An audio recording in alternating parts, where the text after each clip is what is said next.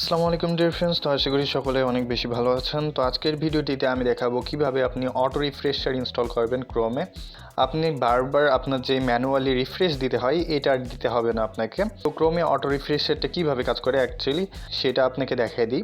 তো আমার ইনস্টল করাই রয়েছে, তো সেটা আমি দেখিয়ে দিচ্ছি। তো এটা ওপেন করার পরে এইভাবে ওপেন করতে হয়, এটাকে ট্যাপ করলেই হয়ে যায়। দেন এখানে আপনাকে টাইম সিলেক্ট করে দিতে হয় যে 10 সেকেন্ড অথবা কত সেকেন্ড আপনি দিবেন, আপনি যেই সেকেন্ডটাই এখানে ইনপুট দিবেন সেটাই হবে।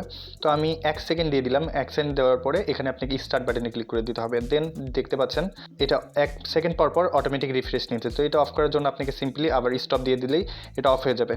তো এইটা কিভাবে ইনস্টল করবেন, এটা ইনস্টল করার জন্য আমি ডিসক্রিপশন বক্সে একটি লিঙ্ক দিয়ে রাখবো, আপনি সরাসরি সেখানে চলে যেতে পারেন। তো সেখান থেকে আপনি ইনস্টল করে ফেলতে পারেন, অথবা আপনাকে এটার নাম বলে দিচ্ছি, আপনি ক্রোমের যেই ওয়েব স্টোরটা রয়েছে তো সেখান থেকেও ইনস্টল করতে পারেন। তো এটার নাম হচ্ছে ইজি অটো রিফ্রেশ। তো আপনি এখান থেকে অ্যাপসে যাবেন, অ্যাপসে ক্লিক করার পরে এখানে ওয়েব স্টোর রয়েছে। তো ওয়েব স্টোরে যাওয়ার পরে আপনাকে এই নামটা দিতে হবে, এই নামটা দিয়ে ইন্টার দিয়ে দিবেন। দেন এখানে ফার্স্টেই যেই অপশনটা পেয়ে যাবেন, যেইটা চলে আসবে এইটা ওপেন করতে হবে আপনাকে। তো এইটা এখান থেকে আপনাকে অ্যাড টু ক্রোম করতে হবে।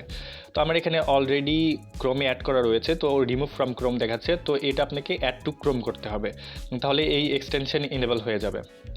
আর এটা আপনাকে ইউজ করতে হলে এখান থেকে ট্যাপ করতে হবে। দেন এখানে আপনাকে স্টার্ট দিয়ে দিতে হবে, ইনপুট দিয়ে আপনি কত সেকেন্ড করবেন। তো এখানে সেকেন্ডটা দিয়ে আপনাকে স্টার্ট দিয়ে দিতে হবে, তাহলে এটা কাজ করা শুরু করে দেবে।